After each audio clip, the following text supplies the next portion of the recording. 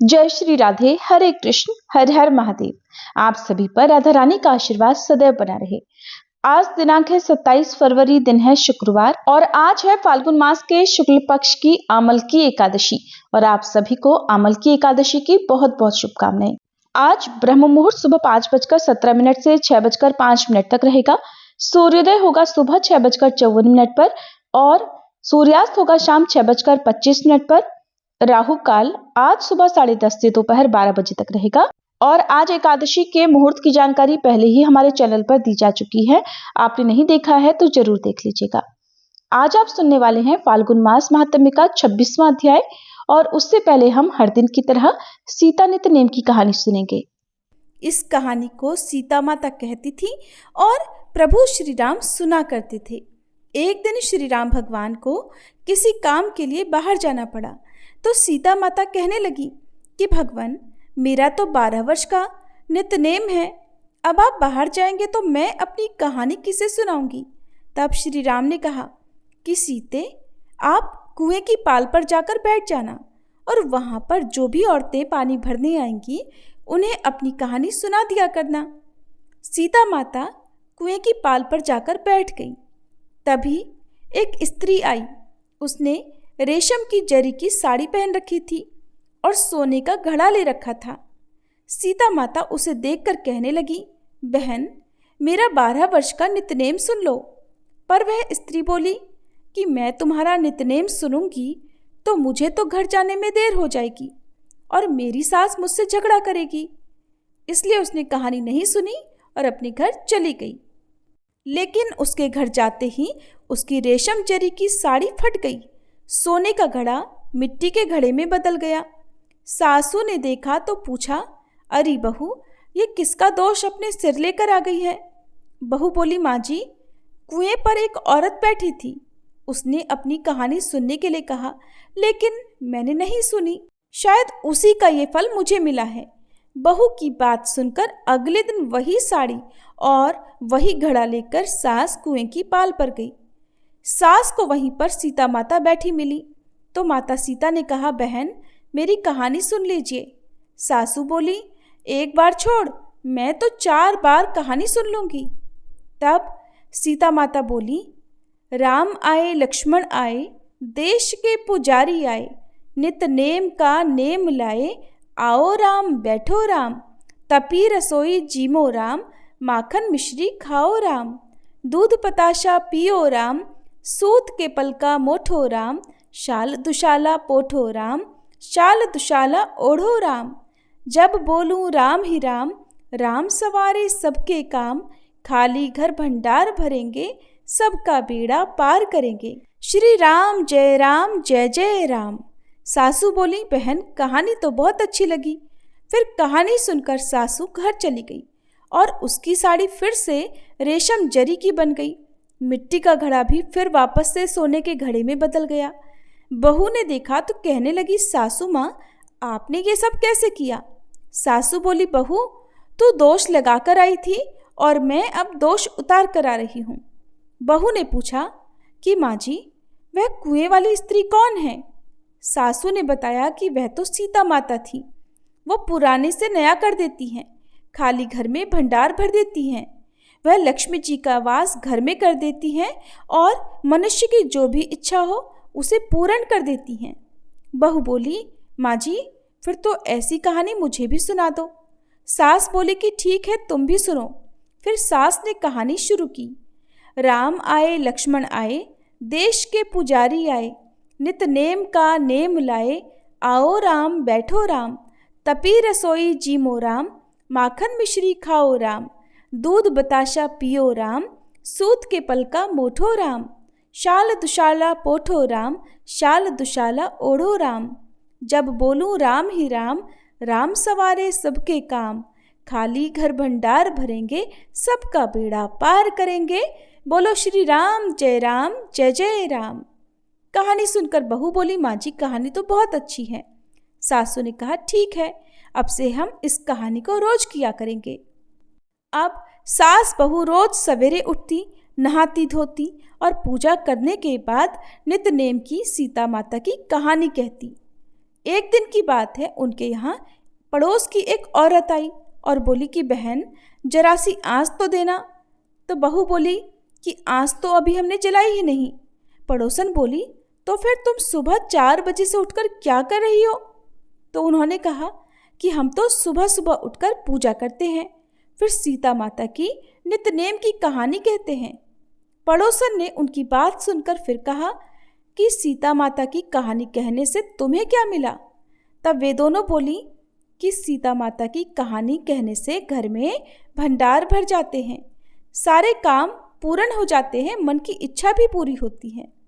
पड़ोसन ने कहा बहन अगर ऐसा है तब तो फिर मुझे भी कहानी सुना दो। तब बहू बोली कि ठीक है, तुम भी ये कहानी सुन लो। राम आए लक्ष्मण आए, देश के पुजारी आए, नित नेम का नेम लाए। आओ राम बैठो राम, तपी रसोई जीमो राम, माखन मिश्री खाओ राम, दूध बताशा पियो राम, सूत के पल का मोठो राम, शाल दुशाला पोठो राम, शाल दुशाला ओढ़ो राम। जब बोलू राम ही राम, राम सवारे सबके काम, खाली घर भंडार भरेंगे, सबका बेड़ा पार करेंगे, श्री राम जय जय राम। पड़ोसन ने इस कहानी को सुना तो कहने लगी बहन कहानी तो बहुत अच्छी लगी। अब वह पड़ोसन भी नित्यनेम सीता माता की कहानी कहने लगी। कहानी कहने से सीता माता ने पड़ोसन के भी धन के भंडार भर दिए। देखते ही देखते अब तो पूरे मोहल्ले में नित्यनेम की कथा चल पड़ी और हर किसी की मनोकामना पूर्ण होने लगी। हे सीता माता, जैसे आपने उन सभी के भंडार भरे वैसे ही हमारे भी भरना। कहानी कहने वाले, सुनने वाले और हुंकार भरने वाले सबके भरना। सभी प्रेम से बोलिए सीता मैया की जय। अब सुनिए फाल्गुन मास महात्म्य का आज का अध्याय। मार्कंडेय जी कहते हैं राजन, सर्ग प्रतिसर्ग वंश मनवंतर और वंशानुचरित ये पुराण के 5 लक्षण हैं। कलयुग में मनुष्य प्रायः असमर्थ और अल्पजीवी होंगे, बुद्धिहीन तथा दुराचार परायण होंगे। स्वाध्याय, वशटकार, तप और यज्ञ आदि का कोई भी सत्कर्म उनके द्वारा नहीं होगा। वे स्त्रियों की कामना रखने वाले और विषयालोलुप होंगे। ब्राह्मण सकाम भाव से ही कर्म करने वाले और याचक होंगे। सदा दान लेंगे और परिवार के भरण पोषण में ही लगे रहेंगे। स्त्रियों के प्रति आसक्ति होने के कारण वे आत्मा को नहीं जानेंगे। धर्मिष्ठ और तपस्वी भी कुकर्म करेंगे। कलयुग आने पर अधिकांश लोग वाम मार्गी और दिगंबर हो जाएंगे। सब प्रजा एक वर्ण की हो जाएगी। राजा म्लेच्छ होगा। हीन युग आने पर जब भगवान विष्णु का बौद्ध अवतार होगा तब मनुष्य अल्पायु, अल्पवीर्य तथा अल्प पराक्रमी होंगे। तरह तरह के देशव्यापी उपद्रव होते रहेंगे। चांडालों के वंश में उत्पन्न ब्राह्मण वेदों को पढ़ाएंगे, दूसरों को वेद का उपदेश करेंगे और अपने वेद बेचेंगे। धन पाने के लोभ से राजाओं के दरबार में जाएंगे, अग्निहोत्र और कन्याओं को बेचेंगे। कलयुग के वेद पाठी ब्रह्मचर्य व्रत से रहित होंगे। 10-12 वर्ष की बालिका भी गर्भ धारण करेगी। स्त्री अपने पति का और पुत्र अपने माता पिता का आदर नहीं करेंगे। बहू सास की और पुत्री अपनी माँ की बात नहीं मानेगी। ये सब बातें यहाँ संक्षेप से बताई गई हैं। युधिष्ठिर, एक दिव्य कथा सुनो जो सब पापों का नाश करने वाली है। पूर्व काल में वसुदान नाम वाले एक चक्रवर्ती राजर्षि थे। उनकी राजधानी अयोध्या थी। उनके राज्य में कोई भी दीन, दुखी या दरिद्र नहीं था। एक बार राजा वसुदान वेद के पारंगत ब्राह्मण ऋत्विजों के साथ यज्ञ की सब सामग्री इकट्ठा करके अमरेश्वर तीर्थ में गए। वहां उनका यज्ञ प्रारंभ हुआ और निर्विघ्न समाप्त भी हो गया। अब भ्रत के जल से वहां की स्वर्ण निर्मित पूरी पृथ्वी भीग गई। उस यज्ञ में ब्रह्मा, विष्णु और शिव जी का एक साथ ही पूजन किया गया और वहां होम से दूध और घी की अलग अलग धाराएं बह निकली। गौमूत्र की भी एक धारा बहने लगी और वेदों के पारंगत विद्वान ऋषि मुनियों ने देवताओं को जो स्नान कराया था उस जल की भी एक धारा बह निकली। इन सब धाराओं के आपस में मिल जाने पर ब्रह्म ऋषियों और देवताओं ने देखा कि एक नदी बह रही है। वह नदी कपिला नाम से प्रसिद्ध हुई। कपिला और नर्मदा का जहाँ संगम है वहाँ रुद्रावर्त तीर्थ बताया गया है। इसके बाद दक्षिणाओं द्वारा सब ब्राह्मणों का भलीभांति सत्कार किया गया। उन्हें तरह तरह के वस्त्र आभूषणों से विभूषित करके हाथी, घोड़े और रथ पर बिठाया गया। देवताओं को भी ऐसा ही सत्कार प्राप्त हुआ। सब देवता संतुष्ट होकर राजा वसुदान से बोले कि महाभाग, इस यज्ञ से हम बहुत प्रसन्न हैं, तुम कोई वर मांगो। वसुदान बोले, देवताओं, नर्मदा और कपिला के संगम में स्नान करके जो मनुष्य महादेव जी की पूजा करते हैं वे दिव्य विमानों द्वारा स्वर्गलोक में जाएं, और जिनकी यहाँ मृत्यु हो वे पुनः संसार में जन्म ना लेकर मुक्त हो जाएं। बस मेरी यही कामना है। सुनकर देवतागण कहने लगे कि राजन, तुम्हारे सभी अभीष्ट मनोरथ यथेष्ट सफल होंगे। ऐसा कहकर सब देवता अपने अपने विमान पर आरूढ़ होकर प्रसन्नता से स्वर्गलोक को चले गए। राजर्षि वसुदान भी वेदवेत्ता ब्राह्मणों के साथ परम आनंद से युक्त होकर अयोध्यापुरी में लौट आए। उस तीर्थ के प्रभाव से अंतःपुर और परिवार सहित उन्होंने प्रचुर भोगों का उपभोग किया और अंत में वे भगवान शिव के परम धाम में गए। हे युधिष्ठिर, इस प्रकार नर्मदा और कपिला के संगम का वृतांत तुम्हें बताया गया। इसके श्रवण और कीर्तन से मनुष्य को संसार बंधन से छुटकारा मिल जाता है। मार्कंडेय जी आगे कहते हैं, राजन, एक भद्र रुद्रेश्वर नामक लिंग भी है जो उत्तम सिद्धियों को देने वाला है। पूर्व समय में भद्र और रुद्र नाम वाले दो गंधर्व थे। वे दोनों भाई थे। उन्होंने विधि पूर्वक इस शिवलिंग की अर्चना करके विद्याधर लोक प्राप्त किया। आदि कल्प के चाक्षुष मनवंतर में सतयुग आने पर निमि नाम से प्रसिद्ध एक चक्रवर्ती राजा भी हुए। वे ब्राह्मण के क्रोध से पक्षी योनि में पड़ गए थे। तब उन्होंने सोमवती अमावस्या में यहाँ स्नान करके इस तीर्थ के महात्म्य से पक्षी योनि त्याग कर स्वर्गलोक प्राप्त किया। एक समय उग्र तपस्वी दुर्वासा मुनि सब तीर्थों में घूम रहे थे। दुर्वासा जी अपने क्रोध में आकर शाप देने के लिए जगत प्रसिद्ध हैं। घूमते घूमते वे पितरों के हित की कामना से पितृतीर्थ गया जी में गए। वहां स्नान करके महादेव जी तथा ब्रह्मा जी का पूजन करने के बाद उन्होंने कुश और तिलयुक्त जलांजलि तथा पिंड पितरों के लिए अर्पित किए। पिंडदान करके दुर्वासा जी ने मुनियों से कहा, मुनीश्वरों, मैंने सुना था कि इस तीर्थ में पितर लोग उपस्थित होकर अपने हाथ से पिंड ग्रहण करते हैं। वह बात तो आज मैं नहीं देखता, इसलिए मेरी तीर्थ यात्रा तो व्यर्थ हो गई।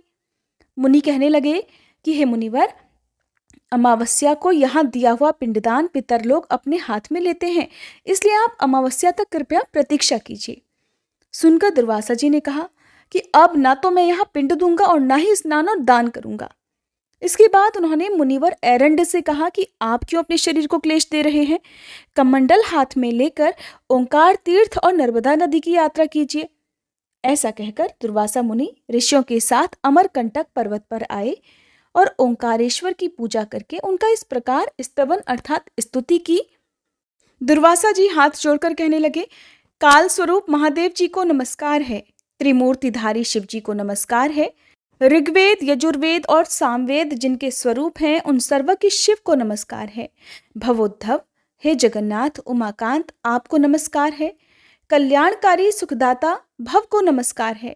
हे मंगलकारी शिव, आपको नमस्कार है। तीन नेत्रों वाले आपको नमस्कार है। अर्धचंद्रधारी श्रीकंठ और नीलकंठ को नमस्कार है। सर्पों का आभूषण धारण करने वाले त्रिशूलधारी रुद्र को नमस्कार है। पिनाक धनुष धारण करने वाले महादेव जी को नमस्कार है। प्रभो, आप सर्वस्वरूप और चराचर जगत स्वरूप हैं, आपको नमस्कार है। हे सुरेश्वर, इस लोक और परलोक में मेरे अपराध को आप क्षमा कीजिए। देवेश, हे उमापते, आपके समान दूसरा कोई नहीं है। यह दिव्य स्तुति सुनकर ओंकार स्वरूपधारी भगवान शिव प्रकट होकर बोले, महाभाग, तुम कोई वर मांगो। तब दुर्वासा जी ने कहा, हे देव, मेरी इच्छा है कि ये तीर्थ गया जी के समान हो जाए। तब भगवान ओंकार बोले कि तपोधन, मेरी कृपा से ये तीर्थ आज से ही गया जी के समान हो जाएगा। इस प्रकार वरदान पाकर ब्रह्म ऋषि दुर्वासा जी अमरकंटक के पूर्व भाग में मुनियों के साथ रहने लगे। मार्कंडेय जी कहते हैं, महाभाग, इसके बाद नर्मदा तट पर विद्यमान शल्या और विशल्या तीर्थ में जाए। वहां स्नान करके मनुष्य स्वर्गलोक को जाता है। उस तीर्थ में अतिशय उत्तम यज्ञेश्वर तथा धूपेश्वर लिंग हैं। उनको सिद्धिदाता और मोक्षदाता जानो। उस तीर्थ में तिल और जल से तर्पण करने पर पितर सूर्य, चंद्रमा और नक्षत्रों के स्थिति काल तक तृप्त रहते हैं। राजन, सूर्यवंश में भरत नाम से प्रसिद्ध एक राजा हुए हैं जो संपूर्ण पृथ्वी का शासन करते थे। एक समय राजा भरत ने यज्ञ कर्म में तत्पर होकर भृगु पर्वत के दक्षिण भाग में 10 योजन विस्तृत यज्ञ भूमि का निर्माण कराया, जो कुंड और यज्ञ मंडप से सुशोभित थी। यज्ञ की सब सामग्रियों से संपन्न होकर वेद मंत्रों के उच्चारण की ध्वनि से आकाश और पृथ्वी को गुंजाते हुए महाराज भरत ने यज्ञ प्रारंभ कर दिया। उन्होंने होम से सप्तलोकवासी देवताओं को तृप्त किया। इस प्रकार अमित तेजस्वी राजा का यज्ञ अभी चल ही रहा था कि उसका विध्वंस करने के लिए भयानक रूप वाले राक्षस माल्यवान, सुमाली, सुकेशी, शंख और दूषण आदि सहस्त्रों की संख्या में वहां आ धमके। उन्होंने यज्ञ की सभी वस्तुएं नष्ट भ्रष्ट कर डाली, जिससे सब देवता भाग गए, ऋत्विजों को मार गिराया। इस प्रकार राक्षसों द्वारा उस यज्ञ के नष्ट किए जाने पर राजा भरत आहुति से जली हुई अग्नि की तरह क्रोध से जल उठे। समस्त राक्षसों का उन्होंने देखते ही देखते संहार कर डाला। इसके बाद अपने ब्राह्मण ऋत्विजों को राक्षसों द्वारा भयभीत, धाराशायी तथा मारे गए देखकर उन्हें बड़ा शोक हुआ।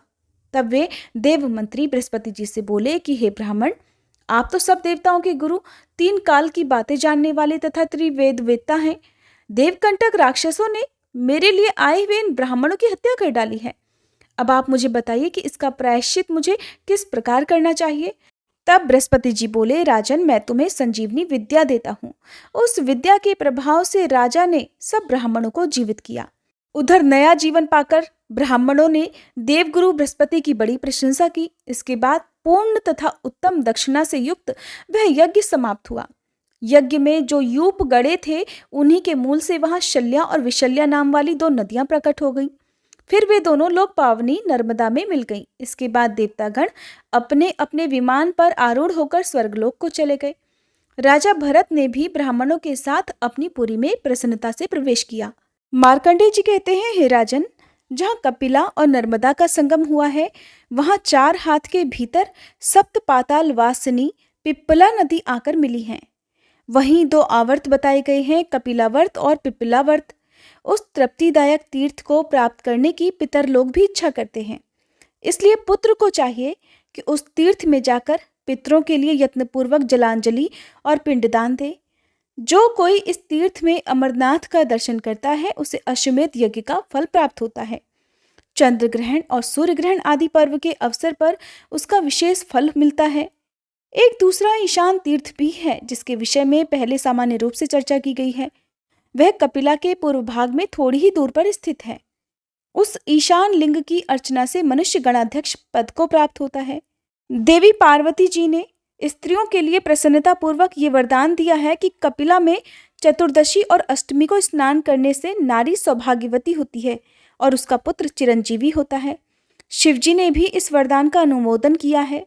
कपिला नदी जहाँ से निकली है और जहाँ नर्मदा में जाकर मिली है, वहां तक 8000 तीर्थ हैं, जो इच्छानुसार फल देने वाले हैं। उन तीर्थों में कपिला गऊ का दान करे और यथाशक्ति ब्राह्मणों को भोजन कराए। वहां सदा उपवास करके देवताओं और पितरों का तर्पण करे। वहीं हेमजालेश्वर नामक सिद्धदायक लिंग भी है। हेमजालेश्वर देव की अर्चना करने से मनुष्य यमलोक को नहीं देखता। अब धर्मराज युधिष्ठिर ने पूछा कि हे विप्रवर, कौन मनुष्य यमराज के लोक में जाते हैं और यमलोक के नरक कैसे हैं, ये सब भी मुझे बताइए। मार्कंडेय जी कहने लगे, राजन, सब दानों में अन्नदान को उत्तम माना गया है।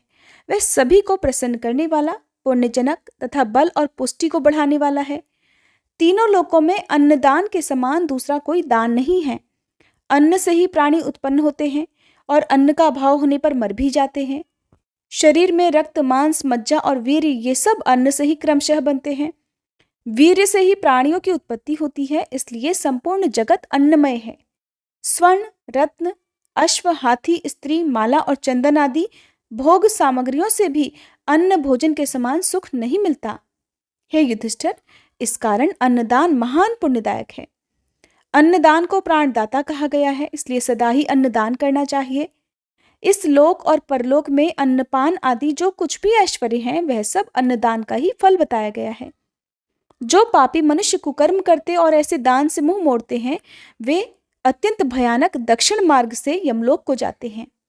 यमलोक सब ओर से 86,000 योजन विस्तार वाला है। वहां तरह तरह के भयानक रूप धारण करने वाले यमदूत रहा करते हैं और उन्हीं के कारण वह पुरी बड़ी भयंकर लगती है। दुष्टात्मा, क्रूर और पापी पुरुषों के लिए यमपुरी दूर होने पर भी बड़ी पास में ही दिखाई लगती है। वे तीखे कांटों से युक्त, कंकड़ पत्थरों से विभूषित, छुरे की धारों से ढके हुए और तीखे पत्थरों से निर्मित मार्ग से यात्रा करते हैं। कहीं लकड़ी चीरने वाले घातक आरों से और कहीं लोहे की भयंकर सुइयों से वे रास्ते भरे होते हैं। कहीं फैली हुई लताओं के कारण दुर्गम और वृक्ष श्रेणियों से व्याप्त पर्वत उन रास्तों को रोके रहते हैं। यमपुरी के रास्ते में कहीं भयंकर गड्ढे और तपे हुए ढेले और ईंटें भरी रहती हैं। कहीं पर तपाई हुई बालू बिछी होती है, कहीं तीखी नोक वाली कीलें गड़ी होती हैं और अनेक टूटी हुई गलियों से वह मार्ग ढका रहता है। ऐसे भयंकर अंधकार से ढके हुए कष्टदायक मार्ग से पापियों को यमलोक में जाना पड़ता है। उन रास्तों में तपे हुए अंगारे बिछे होते हैं और दहकते हुए दावानल का सामना करना पड़ता है। कहीं तपाई हुई शिलाएं अर्थात पत्थर रखे होते हैं और कहीं पर इतनी कीचड़ होती है कि चलने वाले जीव का शरीर कमर तक उस कीचड़ में डूब जाता है। कहीं पर गंदा जल, कहीं कंडियों की सुलगती हुई आग से वह रास्ता भरा रहता है। कहीं गीध, वक, व्याघ्र, दुष्ट कीट, बिच्छू, अजगर, भयानक मच्छर और जहरीले सांप, मतवाले हाथी, शेर और भैंसी आदि जीवों से यमपुरी का रास्ता भरा रहता है। इस प्रकार यमलोक का रास्ता संतापपूर्ण, भयंकर, दुर्गम तथा विश्राम रहित होता है। वह सब दुखों का आश्रय और कष्टप्रद होता है। यमराज की आज्ञा का पालन करने वाले महाघोर यमदूत उसी मार्ग से बलपूर्वक पापियों को ले जाते हैं। वे सभी जीव अकेले, पराधीन तथा मित्र और बंधु बांधवों से रहित होते हैं। अपने कुकर्मों के लिए बार बार शोक करते और दग्ध होते रहते हैं। वे प्रेतों और भूतों के साथ होते हैं। उनके कंठ तालु और होठ सूखे रहते हैं। शरीर दुर्बल और मन अत्यंत भयभीत रहता है। उन्हें बार बार वहां पर आग से जलाया जाता है। कोई सींगचों में बंधे होते हैं, कुछ पापी गंदगी में डूबे रहते हैं और कुछ प्रचंड बलवान यमदूतों के द्वारा जलाए और खींचे जाते हैं। किसी की छाती में, किसी के मुंह के नीचे के भाग में और किसी के केशों में रस्सी बांधकर घसीटा जाता है। कितने ही जीवों के ललाट में बाण धंसाकर उन्हें खींचा जाता है। कितनों को उत्तान लिटाकर उस दुर्गम मार्ग पर घसीट कर ले जाया जाता है। कोई पसली में बंधे होते हैं, कोई भुजाओं में, कोई पेट या कमर में बांधे जाते हैं। किन्हीं के गले में फंदा डालकर घसीटा जाता है और वे अत्यंत दुखी होते हैं। किन्हीं की जीभ में कील धंसाई जाती है। किन्हीं को अर्धचंद्राकार हाथ से गले में पकड़कर इधर उधर धक्का दिया जाता है। मुदगरों और लोहे के डंडों से उन्हें बार बार मार पड़ती है। उन्हें भयंकर कोड़ों से भी पीटा जाता और भिंदी पालों द्वारा पीड़ित किया जाता है। उनके मुंह से रक्त निकलता रहता है। वे कभी पानी में गिरा दिए जाते हैं, कभी धूप से संतप्त होकर छाया के लिए प्रार्थना करते हैं। जिन मनुष्यों ने कभी भी दान नहीं किया, ऐसे लोगों को भी इसी प्रकार दुर्दशा भोगते हुए यमलोक में जाना पड़ता है। जिन्होंने अपने पापों का प्रायश्चित कर लिया है, वे यमलोक में सुखपूर्वक जाते हैं।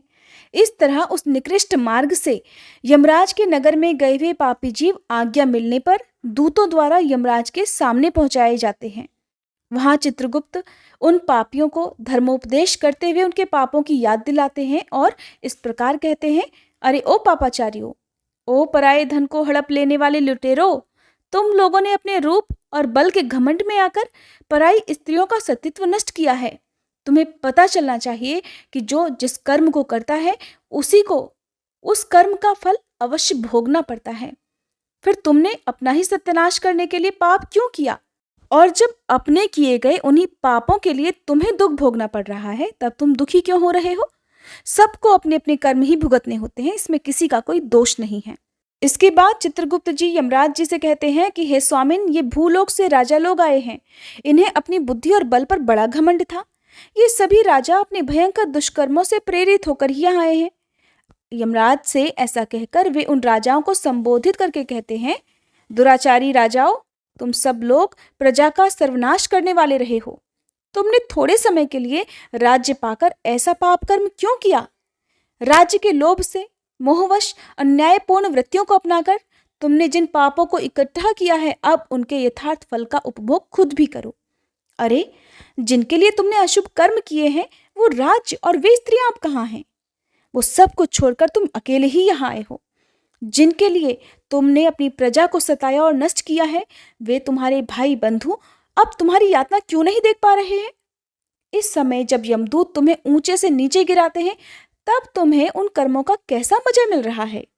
युधिष्ठिर, इस प्रकार चित्रगुप्त के अनेक तरह के कठोर वचनों को उल्हाना देने पर वे राजा लोग अपने अपने कर्मों को सोचते हैं और मौन रह जाते हैं। इसके बाद धर्मराज यम उनके पाप की शुद्धि के लिए दूतों को आज्ञा देते हैं कि चंड, महाचंड, तुम लोग इन राजाओं को पकड़कर नरकों की आग में तपाओ और इन्हें पापों से शुद्ध करो। तब वे दूत जल्दी उठकर उन राजाओं के पांव पकड़ लेते हैं और बड़ी तेजी से घुमाते हुए उन्हें खूब तपी हुई भूमि पर फेंक देते हैं और लोहे के वृक्षों पर भी पटक देते हैं। उन प्रहारों से जर्जर होकर वे राजा अचेत और निश्चेष्ट हो जाते हैं। फिर वायु का स्पर्श होने पर वे धीरे धीरे होश में आते हैं। तब उन्हें पाप से शुद्ध करने के लिए यमदूत नरक के समुद्र में डाल देते हैं। नरकों की 28 श्रेणियां हैं जो 7वें पाताल के अंत में घोर अंधकार के भीतर स्थित हैं। ये था आज का महात्म्य। इसके आगे का वर्णन आप सभी कल सुनिएगा। अब सुनिए आज की भागवत कथा। राजा परीक्षित ने पूछा, हे भगवान, आपने चंद्रवंश और सूर्यवंश के विस्तार और दोनों वंशों के राजाओं का अत्यंत अद्भुत चरित्र वर्णन किया।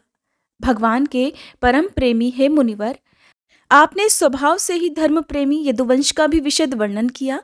अब कृपा करके उसी वंश में अपने अंश श्री बलराम जी के साथ अवतरित हुए भगवान कृष्ण के परम पवित्र चरित्र भी हमें सुनाइए। भगवान श्री कृष्ण, जो कि समस्त प्राणियों के जीवन दाता और सर्वात्मा हैं, उन्होंने यदुवंश में अवतार लेकर जो जो लीलाएं की, उनका विस्तार से हम लोगों को श्रवण कराइए। जिनकी तृष्णा की प्यास सदा के लिए बुझ चुकी है, वे जीवन मुक्त महापुरुष, जिसका पूर्ण प्रेम से अतृप्त रहकर गान किया करते हैं और जो भव रोग का रामबाण औषधि है तथा विषयी लोगों के लिए भी उनके कान और मन को परम सुख देने वाला है, भगवान के ऐसे सुंदर सुखद रसीले गुणानुवाद से पशुघाती अथवा आत्मघाती मनुष्य के अलावा और ऐसा कौन है जो विमुख हो जाए और उनसे भक्ति ना करे, उनसे प्रेम ना करे? श्री कृष्ण तो मेरे कुलदेव ही हैं।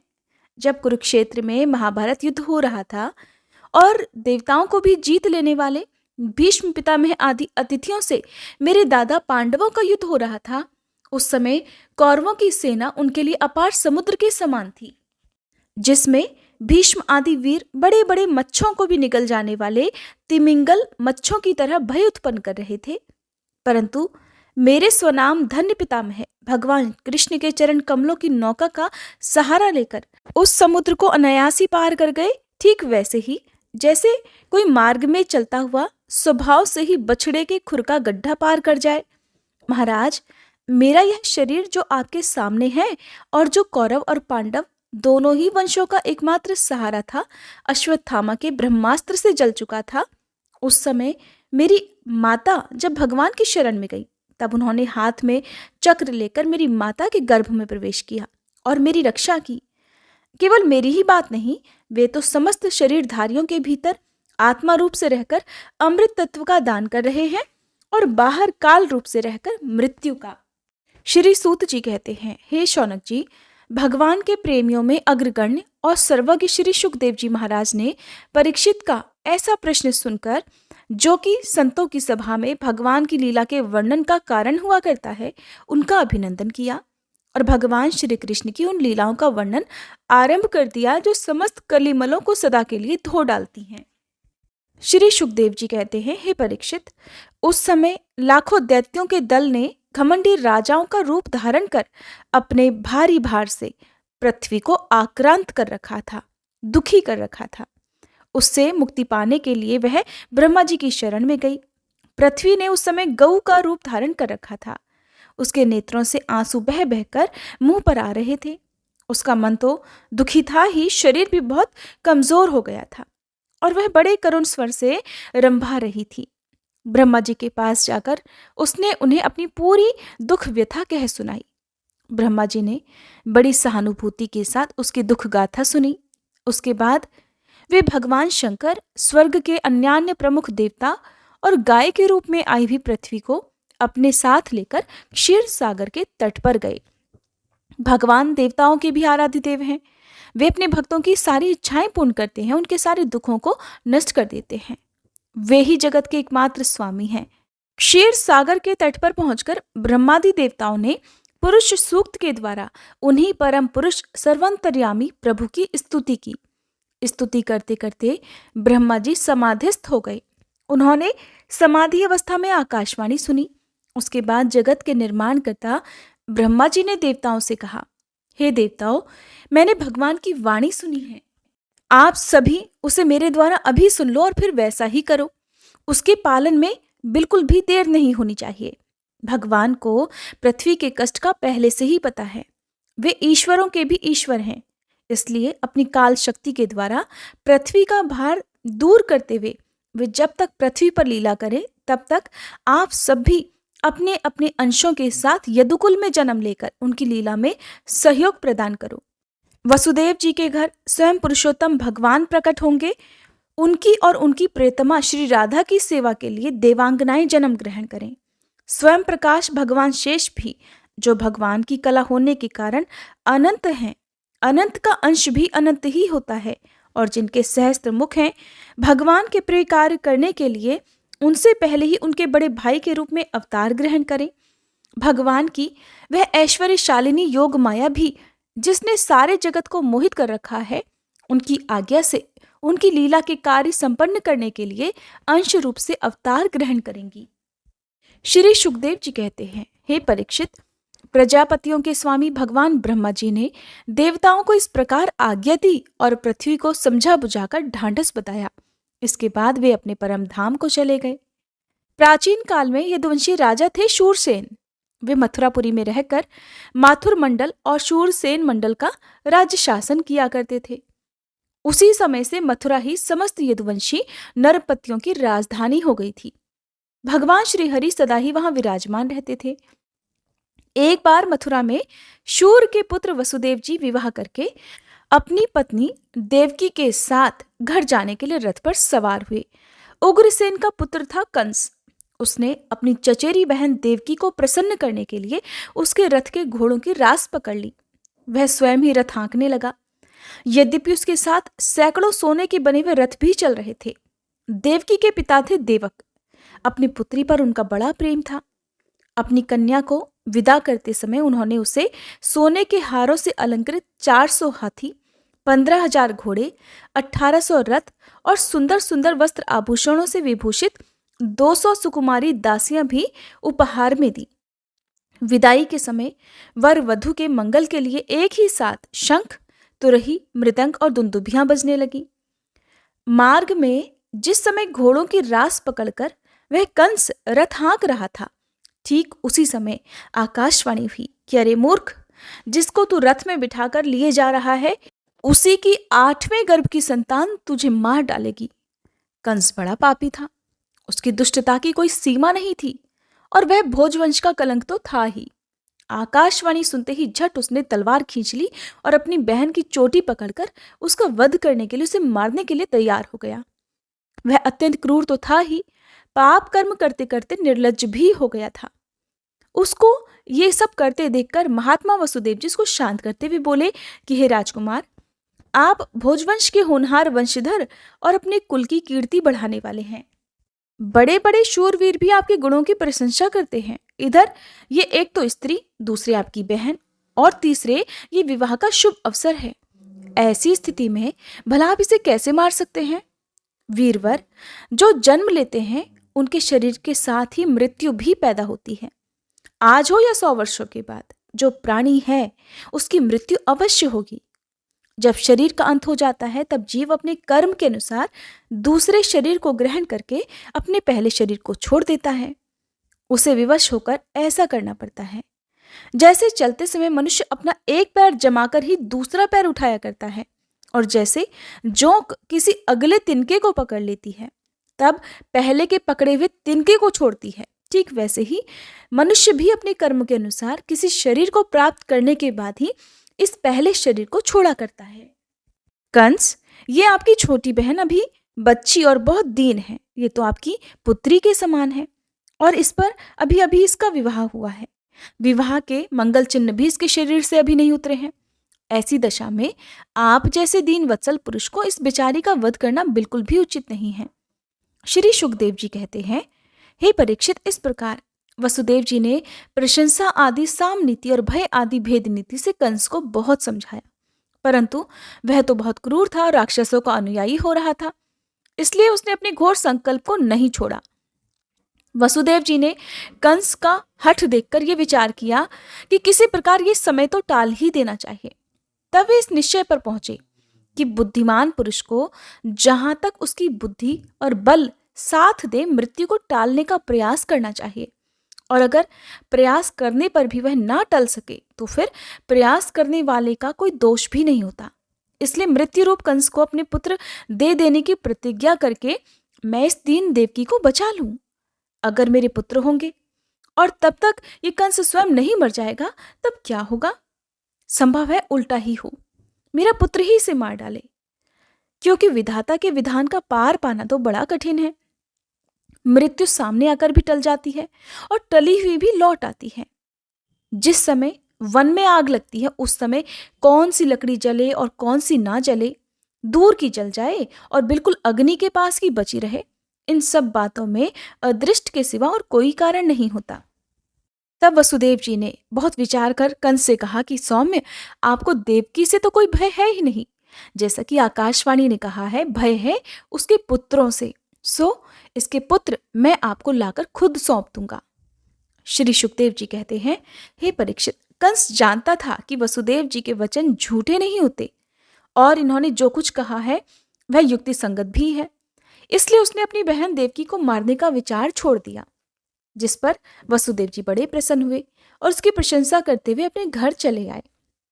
देवकी बड़ी सती साध्वी थी, सारे देवता उसके शरीर में निवास करते थे।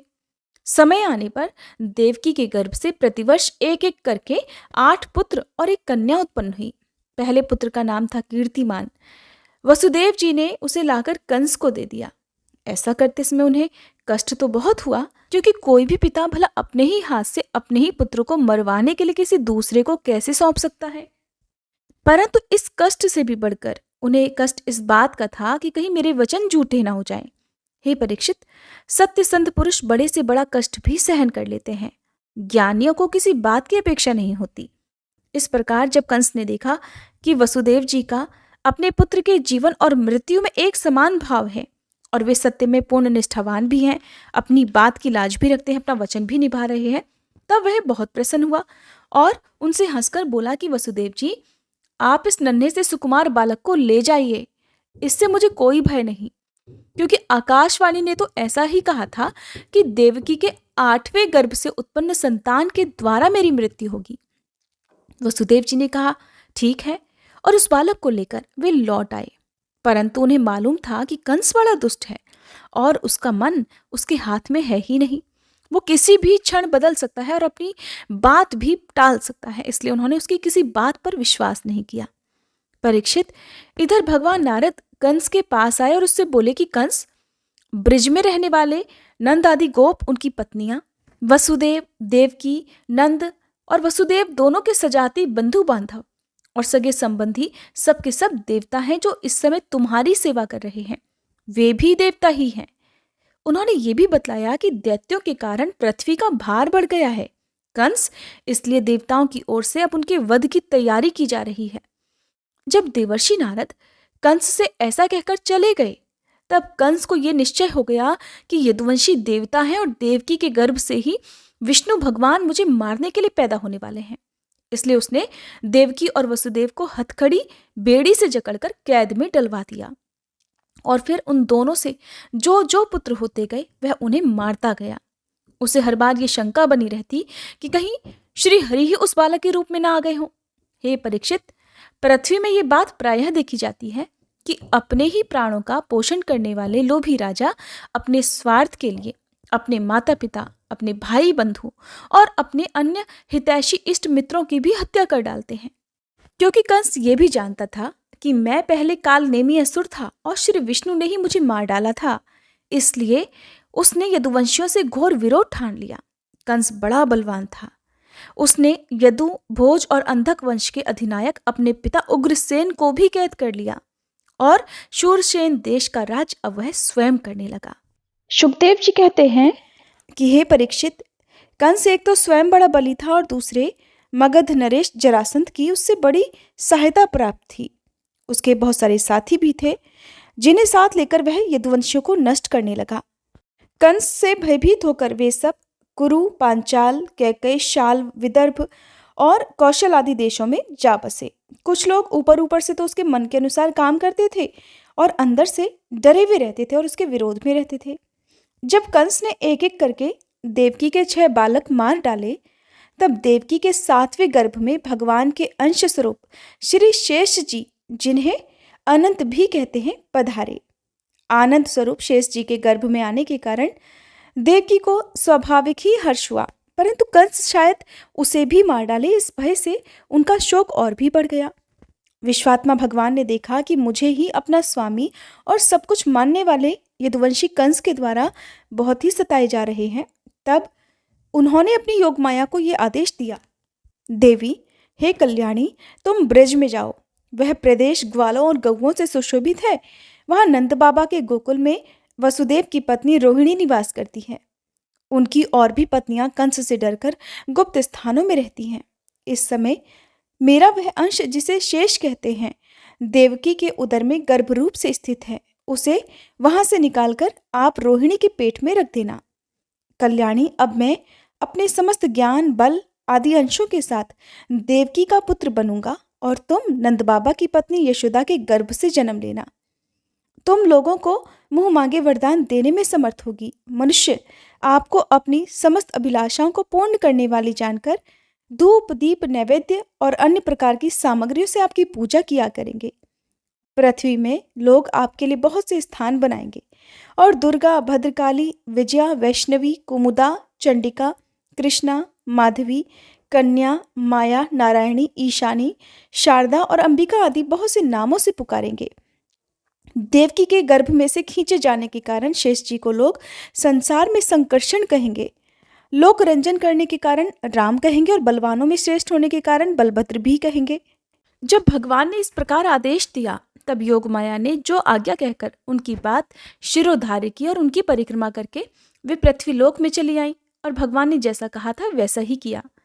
जब योगमाया ने देवकी का गर्भ ले जाकर रोहिणी के गर्भ में रख दिया, तब पूर्ववासी बड़े दुख के साथ आपस में बात करने लगे कि हाय, बेचारी देवकी का ये गर्भ भी नष्ट हो गया। उधर अब देवकी के गर्भ में भगवान विराजमान हो गए थे। देवकी के मुख पर पवित्र मुस्कान थी और उसके शरीर की कांति से बंदीगृह जगमगाने लगा। जब कंस ने उसे देखा, तब वह मन ही मन कहने लगा, हो ना हो, अब की बार मेरे प्राणों के काल विष्णु ने इसके गर्भ में अवश्य ही प्रवेश किया है, क्योंकि इसके पहले देवकी कभी ऐसी नहीं दिखाई देती थी। अब इस विषय में शीघ्र से शीघ्र मुझे क्या करना चाहिए? देवकी को मारना तो ठीक नहीं होगा, क्योंकि वीर पुरुष स्वार्थवश अपने पराक्रम को कलंकित नहीं किया करते। एक तो वह स्त्री है, दूसरे बहन और तीसरे गर्भवती है। इसे मारने से तो तुरंत ही मेरी कीर्ति, लक्ष्मी और आयु नष्ट हो जाएगी। वह मनुष्य तो जीवित रहने पर भी मरा हुआ है, जो अत्यंत क्रूरता का व्यवहार करता है। उसकी मृत्यु के बाद लोग उसे गाली देते हैं। इतना ही नहीं, वह देहाभिमानियों के योग्य घोर नरक में भी अवश्य अवश्य जाता है। हालांकि कंस देवकी को चाहता तो मार सकता था, किंतु स्वयं ही वह इस अत्यंत क्रूरता के विचार से निवृत्त हो गया। उसके मन के ये दुर्विचार दूर हो गए। अब भगवान के प्रति दृढ़ बैर का भाव मन में गांठ कर वह उनके जन्म की प्रतीक्षा करने लगा। वह उठते बैठते, खाते पीते, सोते जागते, चलते फिरते सदा ही श्री कृष्ण के चिंतन में लगा रहता। जहां उसकी आंख पड़ती, जहां कुछ खड़का होता, वहीं उसे श्री कृष्ण दिख जाते। इस प्रकार उसे सारा जगत ही श्री कृष्णमय दिखने लगा। परीक्षित, भगवान शंकर और ब्रह्मा जी कंस के कारागार में आए। उनके साथ अपने अनुचरों के सहित समस्त देवता और नारद आदि ऋषि भी थे। वे लोग सुमधुर वचनों से सबकी इच्छा पूर्ण करने वाले श्री हरि की स्तुति करने लगे। स्तुति करने के बाद ब्रह्मा जी और शंकर जी को आगे करके देवगण स्वर्ग में वापस चले गए। श्री सुखदेव जी कहते हैं, परीक्षित, अब समस्त शुभ गुणों से युक्त बहुत सुहावना समय आ गया। रोहिणी नक्षत्र था। आकाश के सभी नक्षत्र, ग्रह और तारे शांत सौम्य हो रहे थे। दिशाएं स्वच्छ और प्रसन्न थी। निर्मल आकाश में तारे झलमिला रहे थे। पृथ्वी के बड़े बड़े नगर, छोटे छोटे गांव, अहीरों की बस्तियां और हीरो आदि की खानें मंगलमय हो रही थी। ब्राह्मणों के अग्निहोत्र की कभी न बुझने वाली अग्नियां जो कंस के अत्याचार से बुझ गई थी, वो भी इस समय अपने आप जल उठी। संत पुरुष पहले से ही चाहते थे कि असुरों की बढ़ती ना हो पाए। अब उनका मन सहसा प्रसन्नता से भर गया। जिस समय भगवान के आविर्भाव का अवसर आया, स्वर्ग में देवताओं की दुंदुभियां अपने आप बज उठी। किन्नर और गंधर्व मधुर स्वर में गान करने लगे और सिद्धोच्चारण भगवान के मंगलमय गुणों की स्तुति करने लगे। जन्म मृत्यु के चक्र से छुड़ाने वाले जनार्दन के अवतार का समय था निशीथ, अर्थात मध्यरात्रि का समय। चारों ओर अंधकार ही अंधकार था। उसी समय सबके हृदय में विराजमान भगवान विष्णु देव रूपिणी देवकी के गर्भ से प्रकट हुए, जैसे पूर्व दिशा में 16 कलाओं से पूर्ण चंद्रमा का उदय हो गया हो। वसुदेव जी ने देखा, उनके सामने एक अद्भुत बालक है। उसके नेत्र कमल के समान कोमल और विशाल हैं। 4 सुंदर हाथों में शंख, गदा, चक्र और कमल लिए हुए हैं। वक्ष स्थल पर श्री वत्स का चिन्ह, अत्यंत सुंदर स्वर्णमयी रेखा है। गले में कौस्तुभ मणि झिलमिला रही है। वर्षाकालीन मेघों के समान परम सुंदर श्यामल शरीर पर मनोहर पीतांबर फहरा रहा है। इन सब आभूषणों से सुशोभित बालक के अंग अंग से अनोखी छटा छिटक रही है। जब वसुदेव जी ने देखा कि मेरे पुत्र के रूप में तो स्वयं भगवान ही आए हैं, तब पहले तो उन्हें असीम आश्चर्य हुआ, फिर आनंद से उनकी आंखें खिल उठीं। उनका रोम रोम परमानंद में मगन हो गया। श्री कृष्ण का जन्मोत्सव मनाने की उतावली में उन्होंने उसी समय ब्राह्मणों के लिए 10,000 गायों का दान देने का संकल्प भी कर दिया।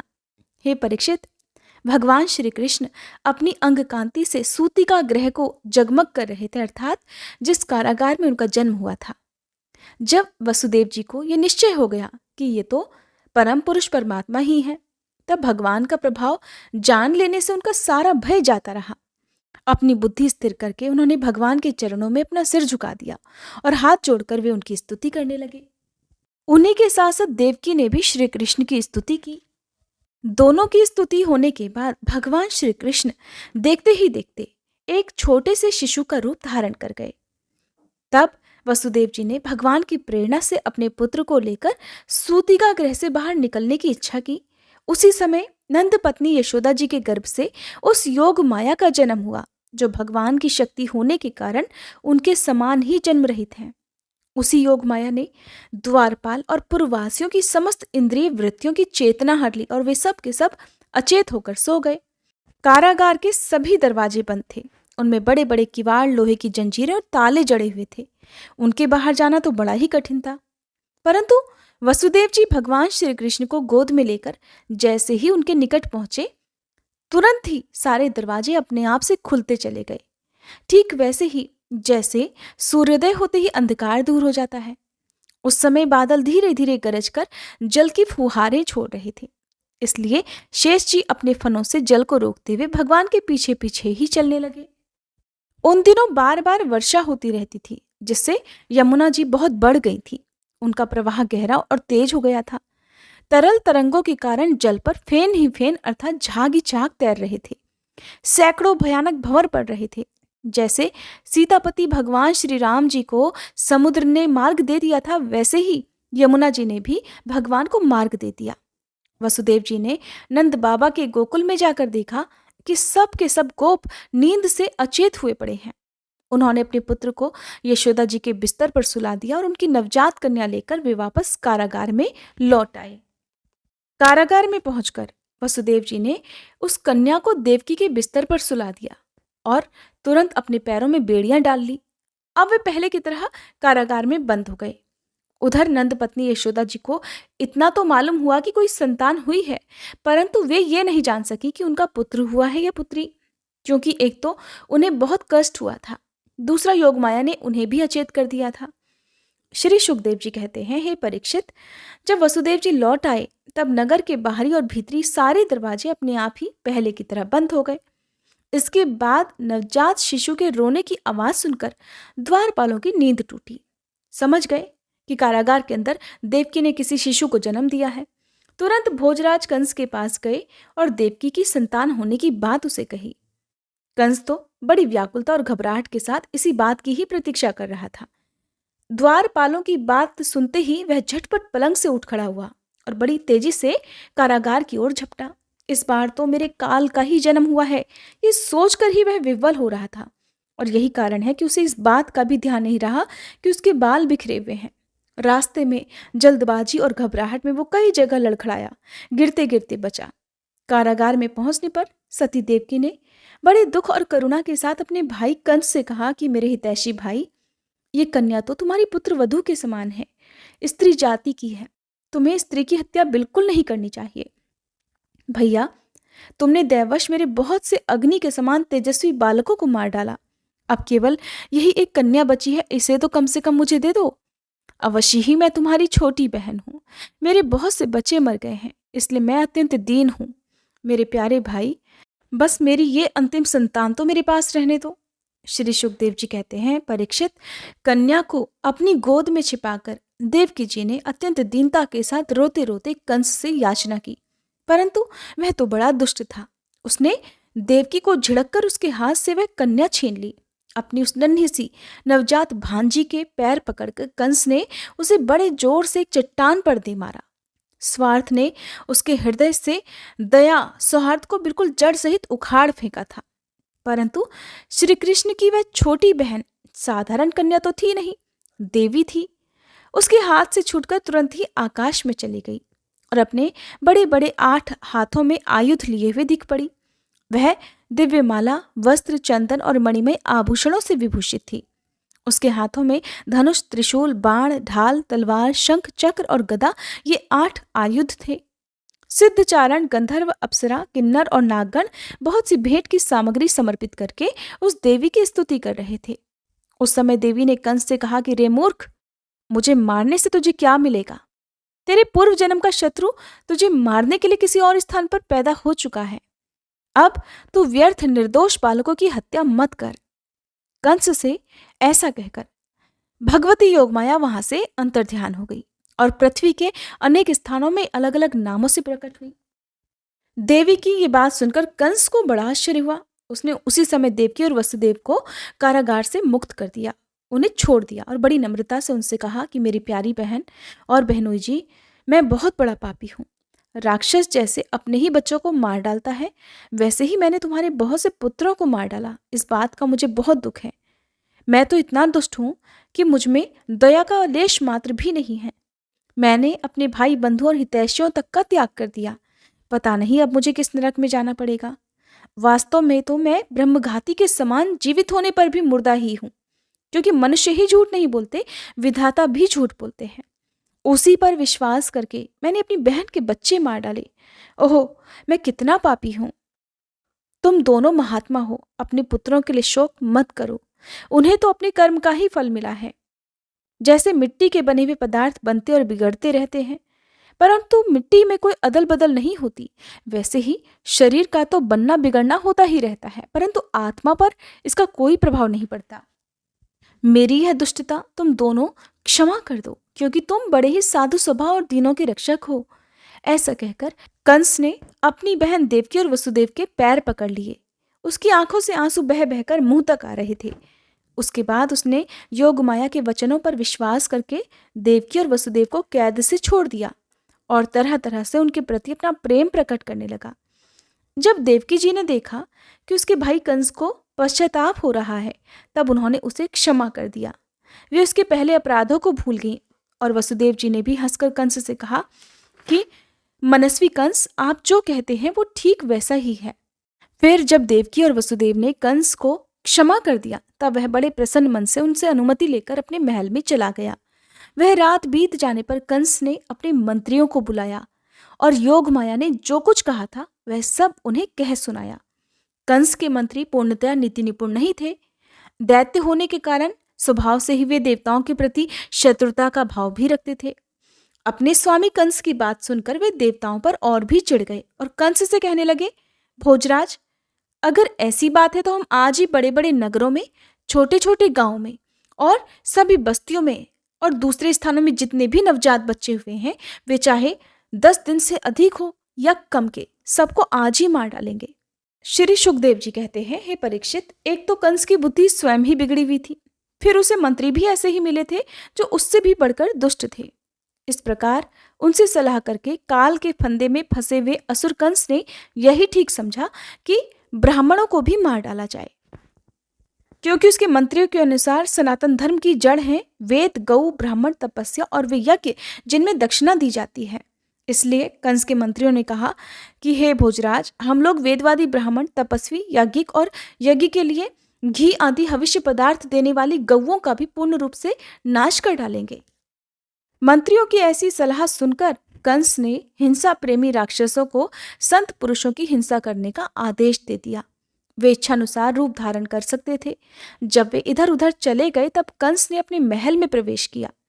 उन असुरों की प्रकृति थी रजोगुणी। तमोगुण के कारण उनका मन उचित और अनुचित के विवेक से रहित हो गया था। उनके सिर पर मौत नाच रही थी और यही कारण था कि उन्होंने संतों से द्वेष किया। हे परीक्षित, जो लोग महान संत पुरुषों का अनादर करते हैं, उनका वह कुकर्म उनकी आयु, लक्ष्मी, कीर्ति, धर्म, लोक परलोक, विषय भोग और सब के सब कल्याण के साधनों को नष्ट कर देता है। प्रिय श्रोताओं, ये थी आज की भागवत कथा। अब सुनिए श्री कृष्ण चालीसा पाठ, श्री तुलसी चालीसा पाठ और आरती। बंशी शोभित कर मधुर, नील जलद तन श्याम, अरुण अधर जनु बिंबा फल, नयन कमल अभिराम, पूर्ण इंद्र अरविंद मुख, पीतांबर शुभ साज, जय मन मोहन मदन छवि, कृष्ण चंद्र महाराज। जय यदुनंदन जय जगवंदन, जय वसुदेव देवकी नंदन, जय यशोदासुत नंद दुलारे, जय प्रभु भक्तन के धृगतारे, जय नट नागर नाग नथैया, कृष्ण कन्हैया धेनु चरैया, पुनि नख पर प्रभु गिरिवर धारो, आओ दीनन कष्ट निवारो, वंशी मधुर अधर धरि तेरी, होवे पूर्ण मनोरथ मेरो, आओ हरि पुनि माखन चाखो, आज लाज भारत की राखो, गोल कपोल चिबुक अरुणारे, मृदु मुस्कान मोहिनी डारे, रंजित राजीव नयन विशाला, मोर मुकुट वैजंती माला, कुंडल श्रवण पीत पट आछे, कटी किंकणी काछन काछे, नील जलज सुंदर तन सोहे, छवि लखि सुर नर मुनि मन मोहे, मस्तक तिलक अलक घुंघराले, आओ कृष्ण बांसुरी वाले, करी पय पान पूत नहीं तार्यो, अका बका कागा सुर मार्यो, मधुवन जलत अग्नि जब ज्वाला, भय शीतल लखित ही नंद लाला, सुरपति जब ब्रज चढ़ियो रिसाई, मसूर धार वारी वर्षाई, लगत लगत ब्रज चहन बहायो, गोवर्धन नख धारी बचायो, लखिय सुदा मन भ्रम अधिकाई, मुख मह 14 भुवन दिखाई, दुष्ट कंस अति उधम मचायो, कोटि कमल जब फूल मंगायो, नाथी काली यही तब तुम लीन्हे, चरण चिन्ह दे निर्भय कीन्हे, करी गोपिन संग रास विलासा, सबकी पूरण करी अभिलाषा, केतिक महा असुर संग हार्यो, कंस ही केस पकड़ दे मार्यो, मात पिता की बंदी छुड़ाई, उगर सेन कह राज दिलाई, मही से मृतक छह सुत लायो, मातु देव की शोक मिटायो, भौमासुर मुर दैत्य संहारो, लाए 18 सहस कुमारो, दे भी नहीं तृण चीर संहारा, जरा सिंधु राक्षस कह मारा, असुर बकासुर आदिक मार्यो, भक्तन के तब कष्ट निवार्यो, दीन सुदामा के दुख टार्यो, तंदुल 3 मूठ मुख डार्यो, प्रेम के साग विदुर घर मांगे, दुर्योधन के मेवा त्यागे, लखी प्रेम की महिमा भारी, ऐसे श्याम दीन हितकारी। भारत के पारथ रथ हाके, लिए चक्र कर नहीं बल ताके, निज गीता के ज्ञान सुनाए, भक्तन हृदय सुधा वर्षाए। मीरा थी ऐसी मत वाली, विष पी गई बजा कर ताली, राणा भेजा सांप पिटारी, शालिग्राम बने बनवारी। निज माया तुम विधि दिखायो, उरते संशय सकल मिटायो, तब शत निंदा करि तत्काला, जीवन मुक्त भयो शिशुपाला। जब ही द्रौपदी टेर लगाई, दीनानाथ लाज अब जाई, तुरत ही वसन बने नंदलाला, बढ़े चीर भय अरि मुँह काला। असनाथ के नाथ कन्हैया, डूबत भंवर बचावत नैया, सुंदर दास आस उरधारी, दया दृष्टि की जय बनवारी। नाथ सकल मम कुमति निवारो, क्षमहु बेगी अपराध हमारो, खोलो पट अब दर्शन दीजे, बोलो कृष्ण कन्हैया की जय, बोलो कृष्ण कन्हैया की जय, बोलो कृष्ण कन्हैया की जय। ये चालीसा कृष्ण का पाठ करे उरधारी, अष्ट सिद्धि नवनिधि फल लहे पदार्थ चारी। बोलो श्री कृष्ण भगवान की जय। अब सुनिए श्री तुलसी चालीसा पाठ। जय जय तुलसी भगवती सत्यवती सुखदानी, नमो नमो हरिप्रेसी श्री वृंदा गुणखानी। श्री हरिशीष विरजनी, देहु अमर वर अम्ब, जनहित है वृंदावनी, अब न करहु विलंब। धन्य धन्य श्री तुलसी माता, महिमा अगम सदा श्रुति गाता। हरि के प्राण हूँ से तुम प्यारी, हरहि हेतु कीन्हो तप भारी। जब प्रसन्न है दर्शन दीन्हो, तब कर जोरी विनय उस कीन्हो। हे भगवंत कंत मम होहु, दीन जानि जनि छाड़हु छोहु।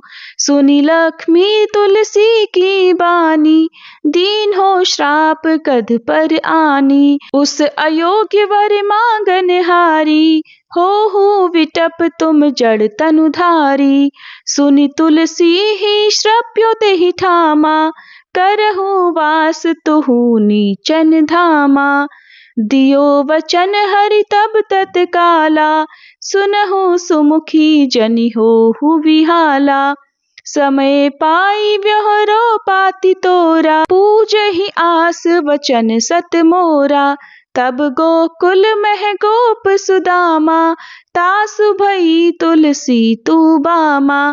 कृष्ण रास लीला के माही, राधे शक्य प्रेम लखी नाही। दियो श्राप तुलसी तत्काला, नर लोक ही तुम जन्महु बाला। यो गोप वह दानव राजा, शंख चूर्ण नामक शिर ताजा। तुलसी भई तासु की नारी, परम सती गुण रूप अगारी। अस द्वै कल्प बीत जब गयऊ, कल्प तृतीय जन्म तब भयऊ। वृंदा नाम भयो तुलसी को, असुर जलंधर नाम पति को। कर अति द्वंद अतुल बल धामा, कीन्हा शंकर से संग्रामा। जब निज सैन्य सहित शिव हारे, मरहि न तब हर हर ही पुकारे। पतिव्रता वृंदा थी नारी, को न सके पति संहारी। तब जलंधर ही वेश बनाई, वृंदा ढिग हरि पहुँच्यो जाई। शिव हित लही करि कपट प्रसंगा, कियो सतित्व धर्म तो ही भंगा। भयो जलंधर कर संगहारा, सुनी उर शोक अपारा। तिहि क्षण दियो कपट हरि टारी, लखी वृंदा दुख गिरा उचारी। जलंधर जस हत्यो अभीता, सोई रावण तस हरहि सीता। अस प्रस्तर सम हृदय तुम्हारा, धर्म खंडी मम पति ही संहारा। यही कारण लहि श्राप हमारा, होवे तनु पाषाण तुम्हारा। सुनि हरि तुरत ही वचन उचारे, दियो श्राप बिना विचारे। लख्यो ना निज करतूत पति को, छलन चाहियो जब पार्वती को। जड़मति तुह अस हो जड़ रूपा, जग में तुलसी विटप अनूपा। धाग्य रूप हम शालीग्रामा, नदी गंड की बीच ललामा। जो तुलसी दल हम ही चढ़ई है, सब सुख भोगी परम पद पई है। बिन तुलसी हरि जलत शरीरा, अतिशय उठत शीश उर पीरा। जो तुलसी दल हरि शीर धारत, 100 सहस्त्र घट अमृत डारत। तुलसी हरि मन रंजनिहारी, रोग दोष दुख भंजनिहारी। प्रेम सहित हरि भजन निरंतर, तुलसी राधा में नाही अंतर। व्यंजन हो 56 प्रकारा, बिन तुलसी दल ना हरि ही प्यारा। सकल तीरथ तुलसी तरु छाही, लहत मुक्ति जन संशय नाही। कवि सुंदर एक हरि गुण गावत, तुलसी ही निकट सहस गुण पावत। बसत निकट दुर्वासा धामा, जो प्रयास ते पूर्व ललामा। पाठ करहि जो नित नर नारी, हो ही सुख भाषहि त्रिपुरारी।